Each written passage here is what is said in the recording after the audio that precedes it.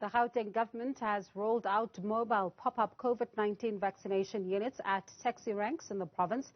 This comes after the provincial leadership raised concern about the rate of vaccination, prompting the move to take the message to the people. To talk more on this, we're joined by the Gauteng Transport MEC, Jacob Mamabolo, who has been addressing taxi industry employees at a vaccine mobile facility at the North Taxi Rank in Johannesburg this week.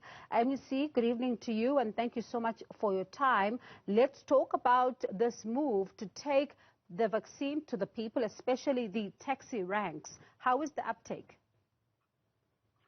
Firstly, let me send greetings to you, to all the viewers, and thank you very much for the opportunity.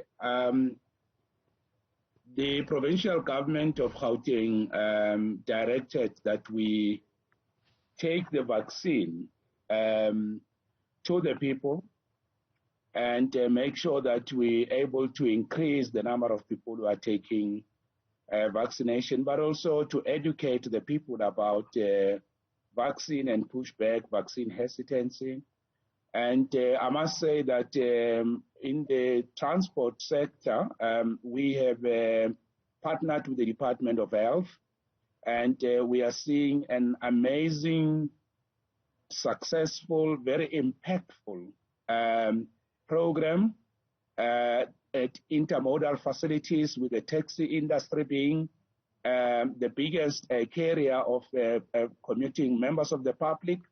So what we are seeing at various taxi ranks we have been to is that first, we are getting a positive response. The composition of the gender response is also very good, in the sense that more men are coming out. And that is obviously also because the taxi industry historically currently remains male-dominated. But as you know, there was a challenge about the fact that the vaccine hesitancy was showing more or leaning towards men not participating in the vaccination program. So that is also changing. And we are also getting much more better, deeper insights into, the stereotypes, the perceptions, the views, and the real lived experiences of the people about how they view the vaccination program, and we are able to educate them. So to that extent, I must commend the leadership of the taxi industry for receiving the vaccine very well. There are still, of course, those cases of, hesitancy, but I think in general, the numbers, the feedback, the response is quite overwhelming. Let's talk about the questions that have been raised, especially by those at the taxi ranks who are unsure if they have to take the vaccine. What have some of these been? Let me give you, let me share with you and the viewers some of the real experiences that and sentiments we came across. At Baragwanath taxi rank, we met a queue marshal who was busy vaccinating, sanitizing people, commuters who were getting into the taxi. And we asked him if he had taken the vaccine, and he said no. And we tried to engage with the taxi industry leaders at the association. And one of the things that he said to us very clear, and I hope even the language difficulties I might have, he said that, and he was speaking in Zulu, he was saying that when he grew up in the rural areas, in the villages in KwaZulu-Natal, they knew vaccination to be meant for sick animals, and that he was not going to take the vaccine. And when we went deeper into his insights, we tried to understand whether he meant, vaccine is for sick animals, and we tried to engage him. He finally retreated and said, look, I'm willing to take the vaccine, because he was seeing his own other marshals, drivers, waiting in the 15 minutes post-vaccination waiting site. And he then said, look, maybe I should take the vaccine, but on one condition. You talk to my mother first. I need my mother to approve this. And we then called the mother, and the mother told her the same story, at the same point, that, in their real life experience and coming upbringing, vaccine is actually meant for sick animals. And we tried with the health officials, but we also, because vaccine cannot be forced, and we had to accept. One other feedback we got was people say there was a 53-year-old male who said he has never been to a hospital or clinic because he always uses traditional medicine. He mentioned Lingana, Mtonyana, he mentioned others. And he said he has never really been to a hospital. To expect him to take a vaccine, is not going to do that.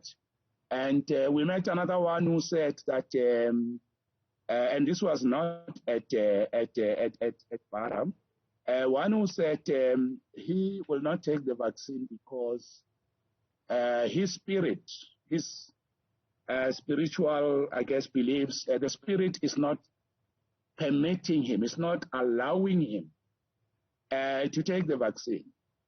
So one of the positive things about going to taxi ranks, particularly given the historic problems and the deep-rooted challenges in the taxi industry, particularly amongst taxi drivers, marshals, is that we are able to also engage with them. The health officials are able to educate them. We're able to get deeper into their insights and thinking and views.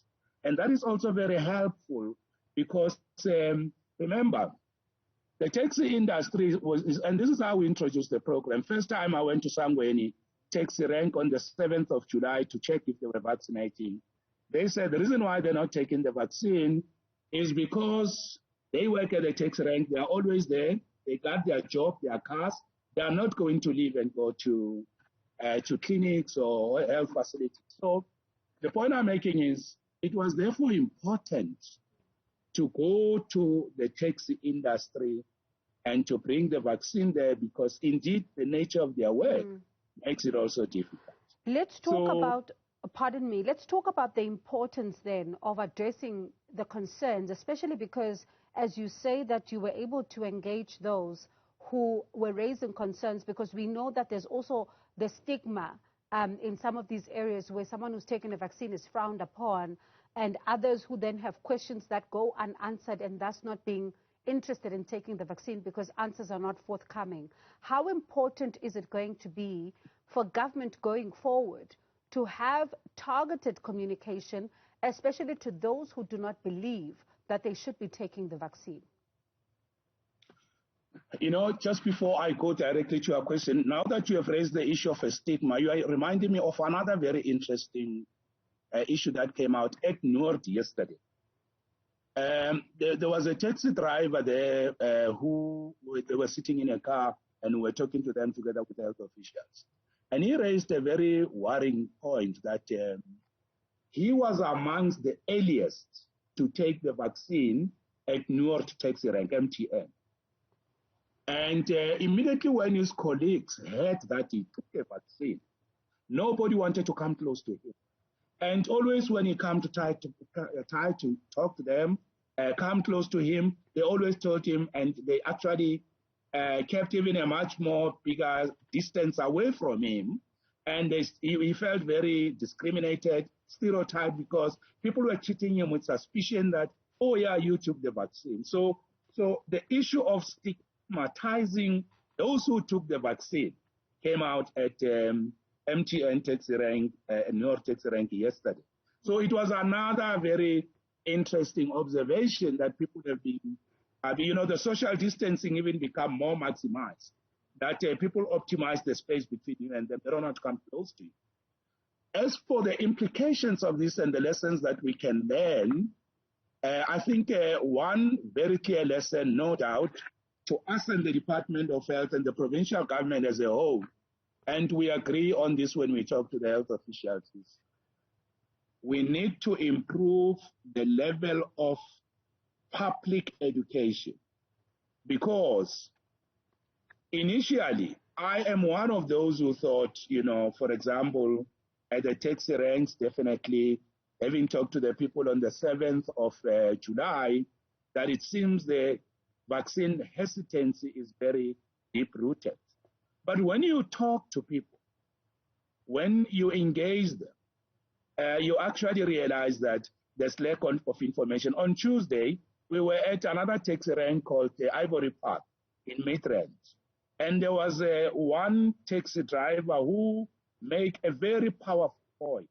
And he said, there is no information, the communication levels are not at the right level, and therefore bringing the vaccination program closer to the people also improve communication and education. So you can clearly see that we need to invest in communication crafted and designed along very close to the real lived experiences and insights of people, particularly religious, cultural, traditional beliefs. So, and of course, there are some of these things that come into social media.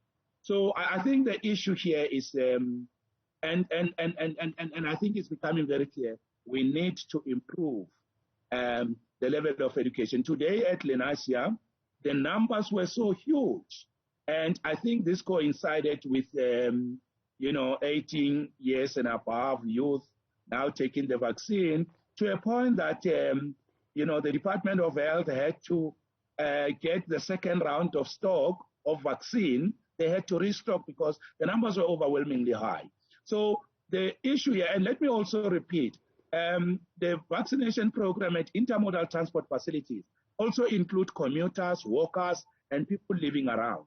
So taking it closer, communication, I think it's what is going to turn the corner. It's what is going to give us a good turnaround in improving and ramping up the numbers. So this program, really, the way the health officials, the nurses are taking it, and the passion with which I see them, the innovation, the creativity, I think the Department of Health supporting the taxi industry, public transport, I think this program is working wonders, and also given the level of education, information it brings, clarifying stereotypes, accessibility of information, accessibility of health officials, I think that's very powerful and amazing. All right, MEC, thank you so much for your time tonight. That was Dr. Jacob Mamabolo, the Transport MEC in Gauteng, really talking to us about taking the vaccination to the people, looking at the public transport vaccine drive. As you would have heard, some of the concerns that others are raising, while in fact others are being stigmatized, worryingly so, for taking the vaccine. As the MEC says, those need to be addressed and people's concerns must be taken to heart. That's MEC Mamabolo there.